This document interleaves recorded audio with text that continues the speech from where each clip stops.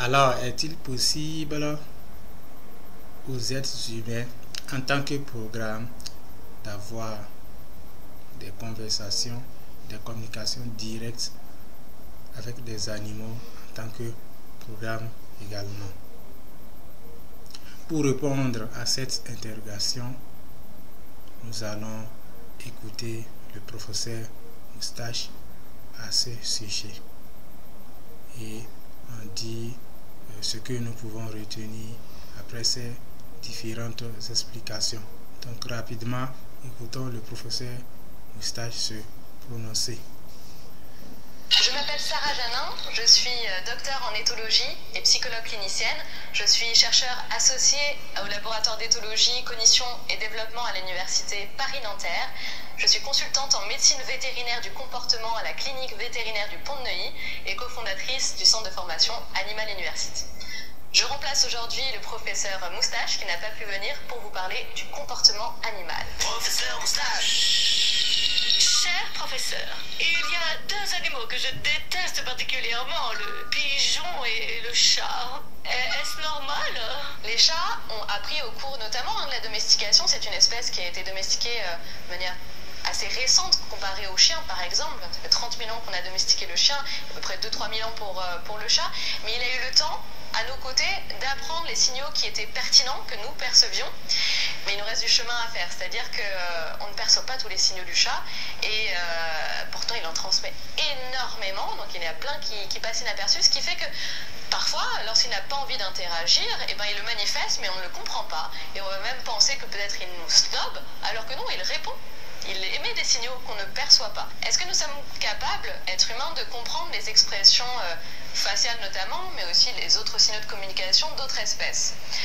Oui et non, c'est-à-dire qu'il est plus facile pour nous de comprendre les répertoires comportementaux d'espèces avec qui nous avons l'habitude d'interagir. Le plus nous connaissons une espèce, le mieux nous allons la comprendre. Est-ce que les animaux comprennent notre mode de communication à nous humains? Le chien, il sait qu'une voix aiguë, modulée, est une vocalisation positive et qu'elle va générer par exemple soit une ressource alimentaire, soit une ressource affective, qu'on va lui faire un câlin ou qu'on va se promener à ce moment-là, tandis qu'une voix grave, non modulée, avec une intonation vraiment basse, c'est une voix autoritaire, c'est une voix qui réprimande. Et ça, il l'a associé, tel type d'intonation avec telle situation. Donc oui, dans un sens, ils peuvent comprendre notre langage. Alors, il y a eu des expériences éthologiques faites sur des primates qui utilisaient ce qu'on appelle des lexigrammes pour pouvoir reproduire des mots. Et donc on sait qu'ils ont compris le sens de certains mots, que les perroquets également sont capables d'associer des mots précis à une situation.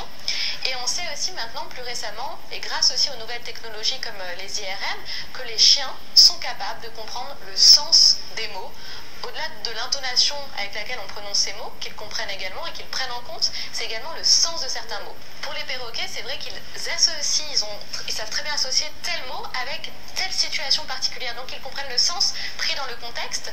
Et pour les chiens, c'est pareil, si vous leur diffusez un mot qu'ils connaissent, par exemple, on va se promener ou on va où, ils vont comprendre bien sûr ce mot, mais il prend tout son sens dans le contexte. C'est-à-dire qu'ils ont appris par conditionnement à associer tel mot avec telle situation. Donc ensuite, ils connaissent parfaitement le mot, son sens, mais parce qu'ils ont appris dans un contexte particulier. Tu vois les prix Nobel et les savants, peut-être voyager dans le temps.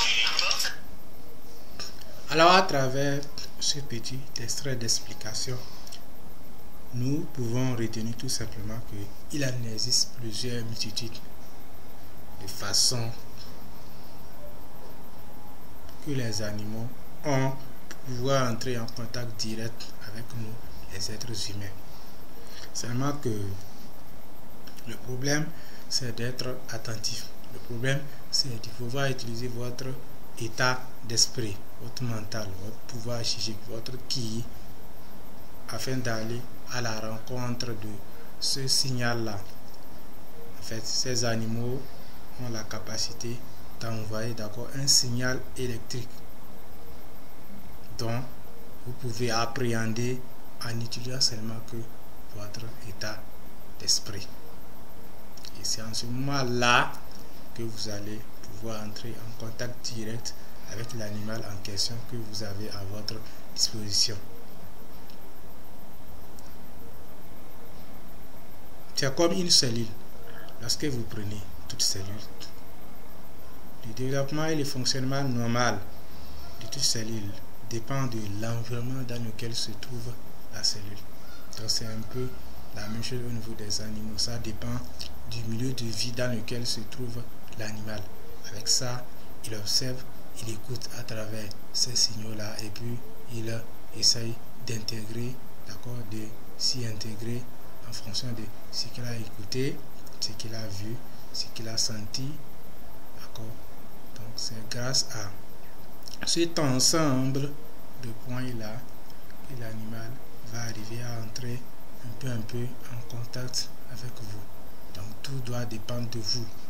Tout doit dépendre de comment est-ce que vous êtes prêt, d'accord, avec votre animal, votre comportement, votre observation et surtout votre façon d'entretenir l'animal, entre griffes, de nourrir l'animal. Tout ça, c'est le point important, ça.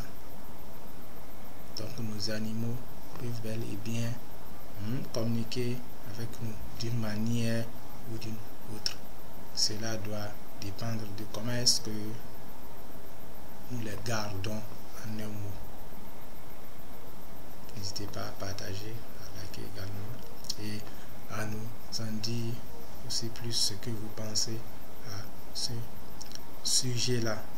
Parce que cela nous intéresse surtout. Vous êtes la communauté, vous êtes notre communauté, vous êtes notre famille. Nous sommes une famille ensemble. Cela nous intéresse, d'accord, de savoir de plus ce que vous en pensez également.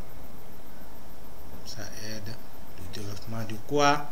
Le développement de toute la communauté.